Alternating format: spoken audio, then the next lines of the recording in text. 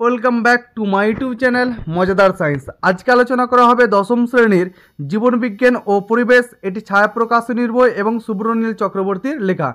আজকে এই বইয়ের যে অধ্যায়টি আলোচনা করা হবে তা হলো জীবনের প্রবাহমানতা। এটি একটি খুবই ইম্পর্ট্যান্ট চ্যাপ্টার, তার কারণ এখান থেকে মাধ্যমিক বোর্ড এক্সামে অনেকগুলো কোশ্চিন আসে। তোমরা সবাই মনোযোগ সহকারে কিন্তু এই চ্যাপ্টারটা দেখবে, কেউ মিস করবে না, কেউ কিন্তু একটু কেটে কেটে দেখবে না, নলে কিন্তু কিছু বুঝতে পারবে না। এবং শর্ট কোশ্চিনগুলো আলোচনা করা হবে সেগুলো কিন্তু তোমরা খাতায় নোট ডাউন করে নিবা। তো চলো শুরু করা যাক আজকের অধ্যায়টি। প্রথমে রয়েছে এমসিকিউ। 1 নম্বরে এমসিকিউ, আরএনএতে থাইমিনের পরিবর্তে যে নাইট্রোজেন ক্ষার থাকে তা হলো ইউরাসিল, অপশন সি রাইট। 2 নম্বর, হ্যাপ্লয়েড অবস্থা দেখা যায় যে কোষে তা হলো ডিম্বাণু, অপশন ডি রাইট। 3 নম্বর, নিচের কোন জোটটি সঠিক? কর্কটগম ইস্ট, এ রাইট। নেক্সট কোশ্চিন, অ্যামাইটোসিস ঘটে যে জীবে সেটি হলো অ্যামিবা, অপশন এ সঠিক। 5 নম্বর, উদ্ভিদের ক্ষেত্রে অযৌন জননের একক হলো রেণু, অপশন বি সঠিক। 6 নম্বর, তুমি একটি কোষ বিভাজনের সময় কোনো বেমতন্তু তৈরি হতে দেখলে না, এই ধরনের কোষ বিভাজনকে কি বলে? অ্যামাইটোসিস বলে, অপশন এ সঠিক। 7 নম্বর, ডিএনএ প্রতিলিপিকরণ সম্পন্ন হয় ইন্টারফেজের যে দশায় তা হলো এস দশা, option C right. Next question আলোচনা করব। 8 নম্বর, প্রধানত যে ধরনের জনন অভিব্যক্তির পথে প্রকরণ সৃষ্টিতে সাহায্য করে তা হলো অযৌন জনন, অপশন এ সঠিক। 9 নম্বর, দীর্ঘ সুপ্তদশা আছে এমন বীজযুক্ত উদ্ভিদের কম সময়ের বংশবিস্তার করতে নিচের কোন পদ্ধতির সাহায্য নেবে? অপশন ডি সঠিক, মাইক্রোপ্রোপাগেশন। 10 নম্বর, উদ্ভিদের পছন্দ মাফিক ভ্যারাইটির দ্রুত সংখ্যা বৃদ্ধির জন্য আদর্শ পদ্ধতি হলো মাইক্রোপ্রোপাগেশন, অপশন ডি সঠিক। 11 নম্বর, তুমি মাইটোসিস কোষ বিভাজনের একটি দশায় সিস্টার ক্রোমাটিড দ্বয়কে আলাদা হতে দেখলে দশাটি হলো, তাহলে দশাটি হবে অ্যানাফেজ দশা, অপশন সি রাইট। 12 নম্বর, জীবের ডিপ্লয়েড আর হ্যাপ্লয়েড যৌন পর্যায়ক্রমিক আবর্তনকে যৌনক্রম বলে, অপশন সি রাইট। ঠিক আছে, পরের কোশ্চিন 14 নম্বর, ফুলের যে অংশটি বীজে পরিণত হয় তা হলো ডিম্বক, অপশন বি রাইট। 15 নম্বর, মানব পরিস্ফুরণের যে দশায় স্বাভাবিকভাবেই স্মৃতিশক্তি ও দৃষ্টিশক্তি দুর্বল হতে থাকে তা হলো বার্ধক্য দশা, অপশন সি রাইট। 16 নম্বর, জনন অঙ্গ ও জনন গ্রন্থির পরিপূর্ণতা ঘটে মানব পরিস্ফুরণের বয়সন্ধি দশায়, অপশন বি সঠিক। এরপরে আলোচনা করব একটি শব্দে বা একটি বাক্যে উত্তর দাও। তার আগে বলি যে তোমরা চ্যানেলটি যদি সাবস্ক্রাইব করে না থাকো তাহলে অবশ্যই সাবস্ক্রাইব করে নিবে, কারণ তোমাদের জন্য এতটা আমি কষ্ট করছি, তাহলে তোমাদের উচিত চ্যানেলটা সাবস্ক্রাইব করে নেওয়া। তো চলো শুরু করা যাক।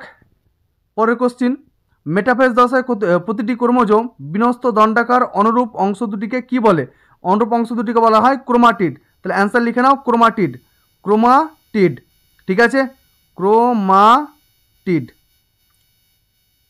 পরের কোশ্চিন 2 নম্বর, ক্রোমোজোমের কোন অংশ বেমতন্তুতে আবদ্ধ থাকে?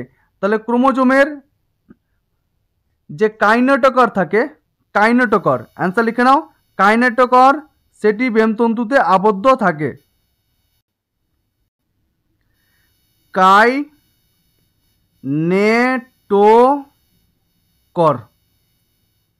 পরের কোশ্চেন আলোচনা করব 3 নম্বর, সপুষ্পক উদ্ভিদে মিওসিস কোষ বিভাজন কোথায় ঘটে? সপুষ্পক উদ্ভিদে মিওসিস কোষ বিভাজন ঘটে ডিম্বাণু মাতৃকোষে। তাহলে উত্তর লিখে নাও, ডিম্বাণু মাতৃকোষে, ডিম্বাণু মাতৃকোষে। ঠিক আছে, পরের কোশ্চিন, ডিএনএ এর পুরো নাম কি?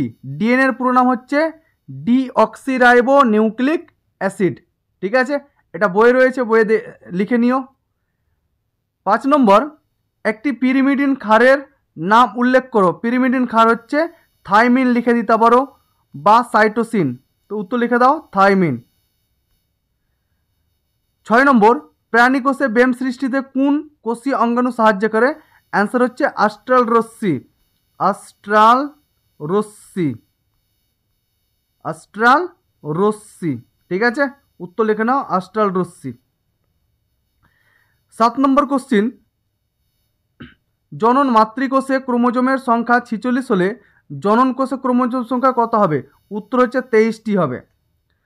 8 নম্বর, জিনগতভাবে নিষ্ক্রিয় ক্রোমোজোমের গাঢ় রঞ্জিত অংশকে কি বলে? তো সেটাকে বলা হয় ক্রোমোমিয়ার। তাহলে উত্তরটা লিখে নাও, ক্রোমোমিয়ার, ক্রোমোমিয়ার, মিয়ার। ঠিক আছে, পরের কোশ্চিন আলোচনা করব। 9 নম্বর, মানুষের দেহকোষে ক্রোমোজোম সংখ্যা কত? তাহলে মানুষের দেহকোষে ক্রোমোজোম থাকে 46টি। 10 নম্বর কোশ্চিন, কোন জাতীয় কোষ বিভাজনে কোষপাত গঠিত হয়? সেটা হচ্ছে মাইটোসিস কোষ বিভাজনে। উত্তরটা লিখে নাও, মাইটোসিস কোষ বিভাজনে। ঠিক আছে। 11 নম্বর, ত্বকের ক্ষয়পূরণ ঘটে কোন ধরনের কোষ বিভাজনে? তাহলে 11 নম্বরের উত্তরটা হচ্ছে মাইটোসিস কোষ বিভাজন, মাইটোসিস কোষ বিভাজন। ঠিক আছে, আশা করি সবাই বুঝতে পারছো।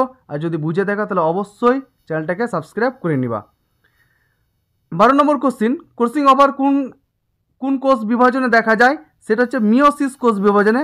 উত্তরটা হয়ে যাচ্ছে মিওসিস কোষ বিভাজন, মিওসিস। ঠিক আছে।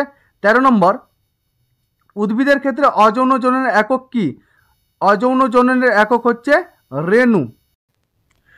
15 নম্বর কোশ্চিন রয়েছে, 14 নম্বর কোশ্চিন, কোন প্রকার জননে অপত্য জনুতে বৈচিত্র্য সৃষ্টি হয়? সেটা হচ্ছে যৌন জননে। তাহলে উত্তরটা হয়ে গেল যৌন জনন। এরপরে চলে যাব 16 নম্বর কোশ্চিনে, প্ল্যানেরিয়াতে কোন প্রকার জনন দেখা যায়? তাহলে প্ল্যানেরিয়াতে দেখা যায় পুনরুৎপাদন। তাহলে উত্তরটা লিখে নাও, পুনরুৎপাদন। ঠিক আছে, পুনরুৎপাদন, পাদন। এরপরে 17 নম্বর, একটি কৃত্রিম অঙ্গজনন পদ্ধতির নাম উল্লেখ করো। সেটা হচ্ছে গ্রাফটিং বা কাটিং। লিখে দাও, কাটিং, সোজা একদম, কাটিং। এর পরের কোশ্চিন 18 নম্বর, স্ত্রীলোককে হোমোগ্যামেটিক লিঙ্গ বলা হয় কেন? কারণ স্ত্রী দেহে কি থাকে? সেক্স ক্রোমোজোম থাকে, সেই দুটো হচ্ছে XX প্রকৃতির, তাই। মানব বিকাশে কত বছর বয়স পর্যন্ত শৈশবকাল ধরা হয়? তাহলে শৈশবকাল হচ্ছে 1 থেকে 11 বছর বয়স পর্যন্ত ধরা হয়। পরের কোশ্চিন, বিসদৃশ্য শব্দটি বেছে লেখো। Chromatid, centromere, centrosome, telomere. তাহলে 20 দাগের অ্যান্সারটা হচ্ছে সেন্ট্রোজোম। 21 বিভাজন, কোরকোদ্গম, পুনরুৎপাদন, গ্রাফটিং। তাহলে এদের মধ্যে অ্যান্সার হচ্ছে গ্রাফটিং। পরের কোশ্চিন আমরা আলোচনা করব 22 নম্বর। তো নিচের সম্পর্কযুক্ত শব্দ জোড় দেওয়া আছে, প্রথম জোড়টির সম্পর্ক দেখে দ্বিতীয় জোড়টির শূন্যস্থানে উপযুক্ত শব্দ বসাও।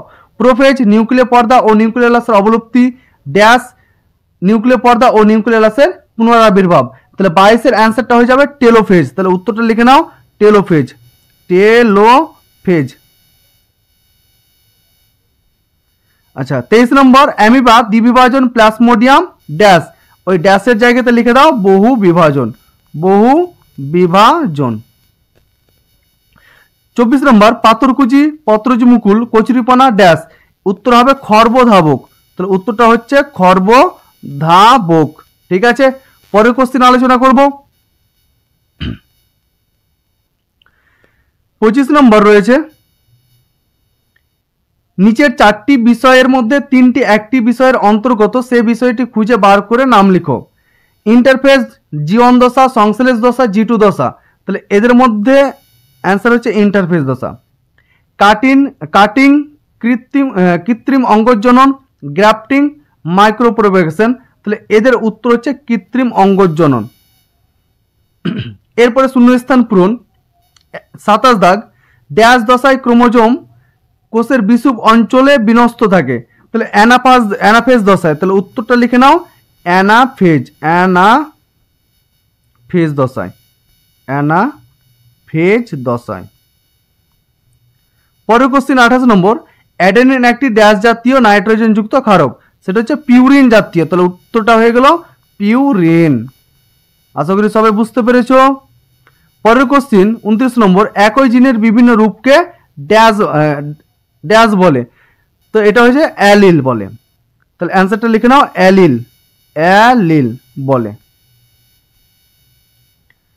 30 নম্বর, মানব জীবনের 10 থেকে 19 বছর অবধি সময়কালকে ড্যাশ বলে? উত্তর হচ্ছে বয়ঃসন্ধি বলে। বয়ঃসন্ধি, বয়ঃসন্ধি বলে। এরপরে চলে যাব সত্য অথবা মিথ্যাতে। 1 নম্বর, নিউক্লিয়াস বিভাজনের পদ্ধতিকে সাইটোকাইনেসিস বলে, এটা হচ্ছে মিথ্যা। আচ্ছা 31 নম্বর ছিল। 32 নম্বর, প্রাণীকোষের কোষ বিভাজনের সময় অ্যাস্ট্রাল রশ্মি থেকে বেমতন্তু গঠিত হয়, এটা সত্য। 33 নম্বর, ডিম্বাণু শুধুমাত্র মাইটোসিস এর ফলে উৎপন্ন হয়, এটা মিথ্যা। 34 নম্বর, প্ল্যানেরিয়া খণ্ডীভবন পদ্ধতিতে জনন সম্পন্ন করে, এটাও মিথ্যা। 35 নম্বর,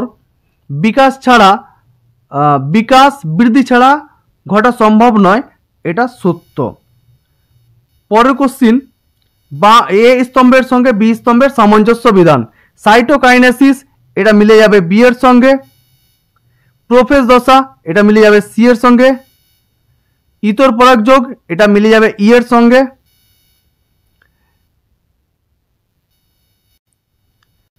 সেইডেন ও সোয়ান কোষ, এটা মিলে যাবে ডি এর সঙ্গে। মাইক্রোটিউবুল মিলে যাবে এফ এর সঙ্গে। পাপড়ি মিলে যাবে জি এর সঙ্গে।